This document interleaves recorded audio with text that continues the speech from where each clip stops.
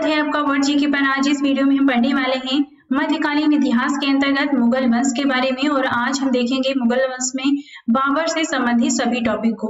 Last में हम previous year paper में दिए गए प्रश्नों को भी सॉल्व करेंगे। आपको बाबर का पूरा इतिहास रटना नहीं बल्कि समझ कर पढ़ना है। तो चलिए वीडियो शुरू करते हैं। इससे पहले अगर आपने मध्यकालीन इतिहास से संबंधित ये सभी वीडियोस नहीं देखी हैं तो इनको देखने के लिए आप चैनल की प्लेलिस्ट में जाके वहां से ये सारी वीडियोस देख सकते हैं। तो हम देखते हैं मुगल वंश के बारे में। मुगल वंश का समय है 1526 से लेकर 1857 ईस्वी के मध्य। मुगल साम्राज्य की शुरुआत अप्रैल 1526 में इब्राहिम लोदी और बाबर के बीच हुए पानीपत के युद्ध के बाद हुई थी। इस युद्ध में जीत के बाद भारत में दिल्ली सल्तनत के शासन का खात्मा हो गया और मध्यकालीन भारत में मुगल वंश की नींव रखी गई, जिसके बाद देश के प्रथम स्वतंत्रता संग्राम तक यानी 1857 तक भारतीय उपमहाद्वीप पर मुगलों का राज्य चला था। उस समय जिस समय बाबर ने भारत पे आक्रमण किया था उस समय भारत की स्थिति क्या थी तो देख लेते हैं। तो यहाँ पर दिल्ली सल्तनत का ये मैप आप यहाँ पे देख सकते हैं। दिल्ली सल्तनत का साम्राज्य था। दिल्ली सल्तनत के अंतर्गत यहाँ पे लोदी वंश का समय था और लोदी वंश के शासक थे इब्राहिम लोदी, जिन्हें बाबर ने पराजित करके भारत में मुगल वंश की नींव रखी थी। और यहाँ पे ये क्षेत्र आप देख सकते हैं, ये यहाँ पे राजपूत शासक थे। ये गुजरात का क्षेत्र है। यहाँ पे मालवा के शासक थे। अगर हम दक्षिण भारत की बात करें तो यहाँ पे दक्षिण भारत पे दो वंशों का शासन था। एक था बहमनी साम्राज्य और नीचे था विजयनगर साम्राज्य, जिसके बारे में हम पहले की वीडियोस में पढ़ चुके हैं। तो ये मैप आपको ध्यान में रखना है। यहाँ पे ये राजपूत शासक और ये लोधी वंश के शासक ये सभी आपस में एक दूसरे से लड़ते रहते थे और इसमें से कुछ राजाओं ने बाबर को भारत में निमंत्रण भी दे दिया था कि वो आके दिल्ली सल्तनत के शासक इब्राहिम लोधी को पराजित करे, ताकि ये लोग राजपूत शासक जो थे ये अपने साम्राज्य का विस्तार कर सके। लेकिन बाबर भारत में आता है, लोधी को हराता है और यहीं पर आकर बस जाता है। इसके बाद इनका युद्ध भारत के अन्य शासकों के साथ भी होता है, जो आगे हम देखने वाले हैं। तो चलिए अब हम देखते हैं बाबर के बारे में। बाबर का समय है 1526 से लेकर 1530 ईस्वी के मध्य। मुगल शासक वास्तव में तुर्कों की चगताई नामक शाखा के थे। इस मैप में आप यहाँ पर देख सकते हैं, ये ऊपर आप भारत का मैप देख सकते हैं। यहाँ पे ये जो क्षेत्र है यहाँ पे मुगल शासक चगताई वंश के लोग रहते थे। चगताई ये तुर्क थे एक प्रकार के, और ये जो बाबर के जो पिता थे ये इस क्षेत्र को यहाँ पे जीतते हुए, यहाँ पे फरगना है, यहाँ पे आके ये लोग अपना साम्राज्य चलाते थे। उसके बाद में जब बाबर के पिता की मृत्यु हो जाती है तो बाबर वहां का राजा बनता है और इसके बाद ये इस क्षेत्र को जीतते हुए यहाँ से भारत पर आक्रमण करता है। मुगल वंश का संस्थापक बाबर था। बाबर का वास्तविक नाम जहीरुद्दीन मोहम्मद बाबर था। बाबर का जन्म 14 फरवरी 1483 को फरगना के एक छोटे से राज्य में हुआ था, जो कि अब उज्बेकिस्तान में स्थित है।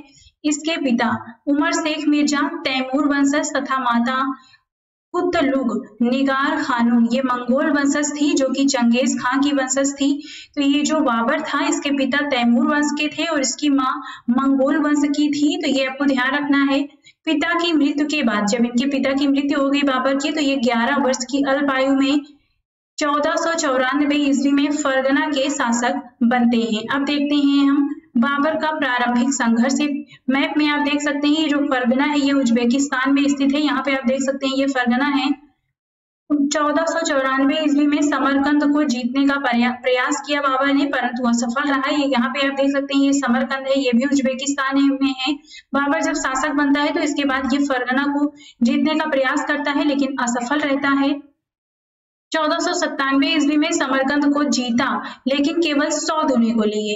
1501 ईस्वी में इसने पुनः समरकंद जीता। इसके बाद 8 महीनों तक के लिए शासन किया। बाबर यहाँ पे था लेकिन ये इसे जीतता था, लेकिन इसके आसपास के जो और भी राजा थे इससे इनका युद्ध चलता रहता था। ये इस साम्राज्य को दोबारा जीत लेते थे और ये हार जाता था। बहुत ही कम समय तक के लिए समरकंद पे शासन कर पाता था। 1504 ईस्वी में काबुल और गजनी विजय की एवं 1507 ईस्वी में बाबर ने अपने पूर्वजों द्वारा धारण की गई उपाधि मिर्जा को त्याग कर नई उपाधि बादशाह को धारण किया। यहाँ पे आप देख सकते हैं ये काबुल और गजनी है। इसके बाद जब इसका यहाँ पे अपना साम्राज्य का विस्तार बाबर नहीं कर पाया तो ये भारत की तरफ इस तरफ मुड़ा और यहाँ पे इसने गजनी और काबुल पर अपना विजय प्राप्त की और इसे अपने साम्राज्य में शामिल किया। 1511 ईस्वी में एक बार पुनः समरकंद पर आक्रमण कर अधिकार कर लिया और 1512 ईस्वी में इसे पुनः खो बैठा।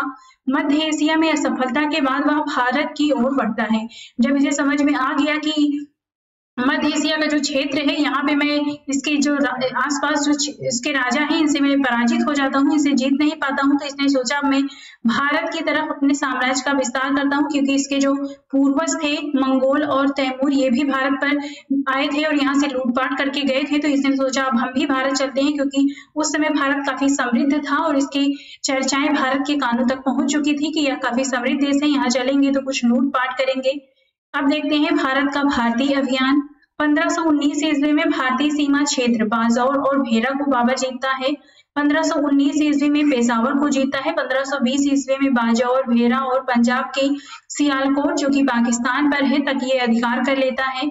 1524 ईस्वी में इसने लाहौर सहित लगभग पंजाब के अधिकांश भागों को जीत लिया। पानीपत के प्रथम युद्ध के लिए बाबर को निमंत्रण। भारत के पंजाब का सूबेदार दौलत खां इब्राहिम लोधी का चाचा आलम खां लोधी तथा मेवाड़ के शासक राणा सांगा ने दिया था। तो ये तीनों नाम आपको ध्यान रखने हैं, क्योंकि ये लोग सोचते थे कि ये बाबर आएगा भारत में और लूटपाट करके चला जाएगा और ये लोधी को जो इब्राहिम लोधी थे इन्हें पराजित करेगा, ताकि इन्हें पराजित कर देगा तो हम लोग अपने जो ये राजपूत शासक थे ये लोग अपने साम्राज्य का विस्तार कर लेंगे। लेकिन बाबर आता है और यहीं पे बस जाता है और पानीपत की लड़ाई होती है जिसमें इब्राहिम लोधी की हार होती है। तो ये पानीपत का क्षेत्र है जो आपको ध्यान में रखना है।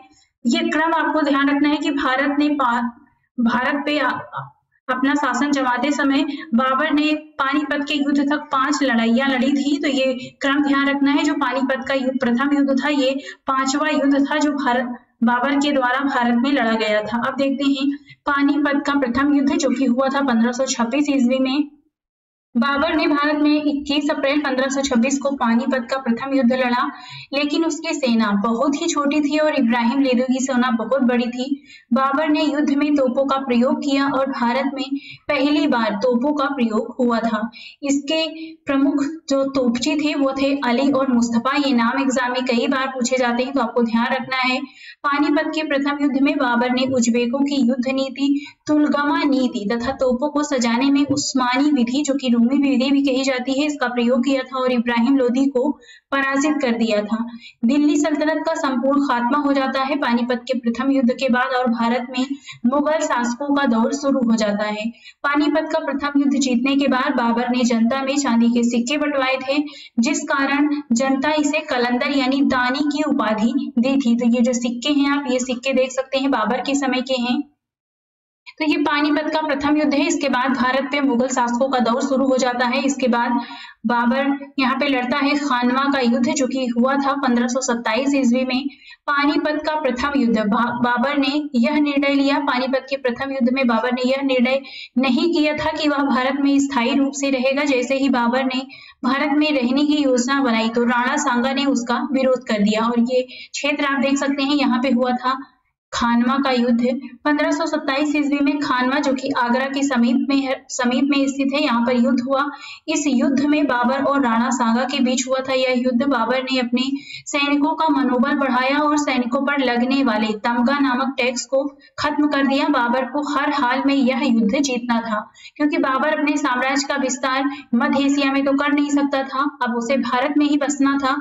तो उसने यहाँ पे उसके सैनिक, क्योंकि आपको ये बात ध्यान रखनी है, उसके सैनिक बाहर से आए थे यहाँ पे लड़ने के लिए। यहाँ आने के बाद वो लोग थक गए।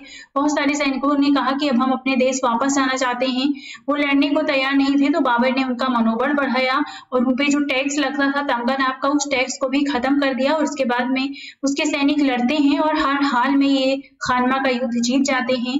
इसी युद्ध के बाद बाबर ने जिहाद शब्द यानी धर्म के लिए जनादेश का प्रयोग किया कि जब उसके सैनिक हतोत्साहित हो गए तो उसने धर्म के नाम पे जिहाद शब्द का प्रयोग किया ताकि उसके सैनिक लड़े।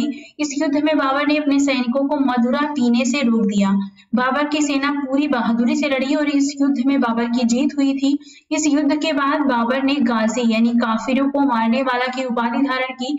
इसी युद्ध के बाद बाबर ने यह निर्णय लिया कि वह भारत में स्थायी रूप से बस जाएगा। इसके बाद होता है चंदेरी का युद्ध जो हुआ था 1528 ईस्वी में। चंदेरी मालवा और बुंदेलखंड की सीमा पर स्थित एक महत्वपूर्ण व्यापारिक एवं राजनीतिक केंद्र था। यहाँ पे आप देख सकते हैं ये चंदेरी का क्षेत्र है।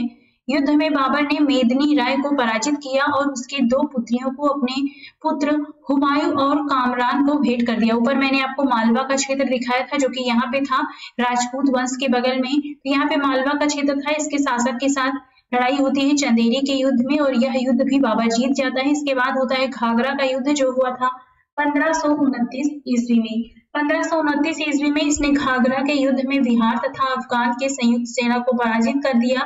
इसका नेतृत्व महमूद लोदी ने किया था, किंतु बाबर ने अफगानों का पूर्णतः सफाया नहीं किया था। यही बचे हुए अफगान सैनिक हुमायूं के लिए खतरा बन के सामने आए। आगे हम देखेंगे शेर शाह सूरी के बारे में, जो यहाँ से जब ये दिल्ली सल्तनत में जो इब्राहिम लोदी थे, जब इसको पराजित करके बाबर दिल्ली सल्तनत पे अधिकार कर लेता है दिल्ली के क्षेत्र पर, तो यहाँ पे जो इसके आसपास का जो क्षेत्र था, जो लोदी वंश के कुछ और उसके भाई या चाचा थे, वो इस क्षेत्र में बिहार और बंगाल के क्षेत्र में शासन करते हैं।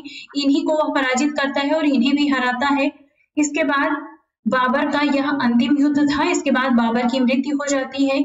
अब देखते हैं बाबर द्वारा भारत में लड़े गए प्रमुख युद्ध। पहला है पानीपत का प्रथम युद्ध, यह हुआ था 1526 ईस्वी में। इसमें इसने इब्राहिम लोदी को पराजित किया था। खानवा के युद्ध 1527 में राणा सांगा को पराजित किया। चंदेरी के युद्ध 1528 में मेदिनी राय को पराजित किया और घाघरा का युद्ध 1529 में महमूद लोदी को पराजित किया। तो ये सन आप याद रख सकते हैं 1526, 1527, 28, 29, तो ये लगातार है, तो आपको ध्यान रखना है। खानवा का युद्ध, चंदेरी का युद्ध, घाघरा का युद्ध, पानीपत का तो आपको याद ही रहेगा। ये तीन भी क्रम आप ध्यान रख सकते हैं। अब हम देखते हैं बाबर की संतानी।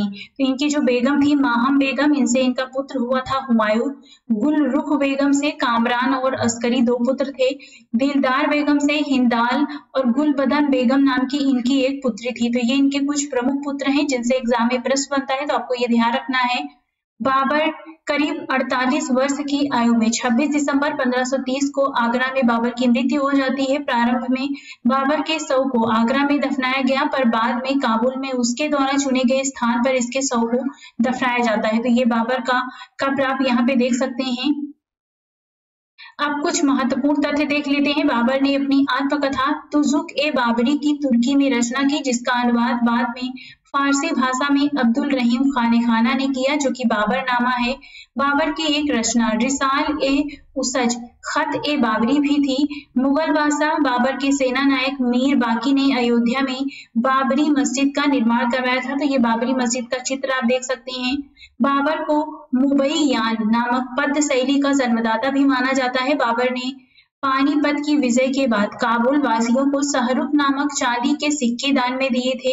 बाबर का साम्राज्य बदख्शा से बिहार तक फैला हुआ था, किंतु आधुनिक राजस्थान का क्षेत्र उसके साम्राज्य में सम्मिलित नहीं था। यह क्षेत्र उस समय विभिन्न राजपूत शासकों के अंतर्गत था। बाबर का उत्तराधिकारी हुमायूं होता है। अब देखते हैं प्रीवियस ईयर पेपर में पूछे गए महत्वपूर्ण प्रश्नों को। पहला प्रश्न है 1526 ईस्वी में बाबर ने किस वंश के शासक को परास्त कर मुगल साम्राज्य की नींव डाली? तो ये थे लोदी वंश और इस समय इसके शासक थे इब्राहिम लोदी। ऑप्शन बी सही होगा इसमें। पानीपत का प्रथम युद्ध कब हुआ था? तो ये हुआ था, सही ऑप्शन होगा इसमें बी, 21 अप्रैल 1526 ईस्वी को। बाबर ने प्रसिद्ध तुलगुमा नीति का प्रयोग सर्वप्रथम किया था, तो ये किया था पानीपत के प्रथम युद्ध में। ऑप्शन सी सही होगा। बाबर ने काबुल में चांदी का सिक्का किस नाम से चलाया था? तो ये चलाया था शाहरुख के नाम से। ऑप्शन ए सही होगा। बाबर ने अपनी आत्मकथा बाबरनामा की रचना तुर्की भाषा में की, बाद में उसका अनुवाद फारसी में किया, तो ये किया था अब्दुल रहीम खानेखाना ने। ऑप्शन ए सही होगा। बाबर ने तुजुक ए बाबरी नामक अपनी आत्मकथा किस भाषा में लिखी थी? तो ये लिखी थी तुर्की में। ऑप्शन डी सही होगा। नेक्स्ट है, इस युद्ध में बाबर ने सिहाद यानी धर्म युद्ध का नारा दिया और युद्ध गाजी धर्म योद्धा की उपाधि धारण की? तो ये था खानवा का युद्ध। ऑप्शन ए सही होगा। 1526 ईस्वी में बाबर ने किस शासक को परास्त कर मुगल साम्राज्य की नींव डाली थी? तो ये थे इब्राहिम लोदी। ऑप्शन बी सही होगा। खानवा का युद्ध किस किस के बीच हुआ था? तो ये थे बाबर और राणा सांगा। ऑप्शन बी सही होगा, इसमें बाबर की जीत हुई थी। नेक्स्ट है, चंदेरी का युद्ध कब हुआ था? तो ये हुआ था 29 जनवरी 1528 ईस्वी को। ऑप्शन सी सही है। तो आज इस वीडियो में बस इतना ही। नेक्स्ट वीडियो में हम मुगल वंश के अन्य शासकों को देखेंगे। तो आप ऐसी वीडियो देखने के लिए चैनल को लाइक, शेयर और सब्सक्राइब करते रहिए।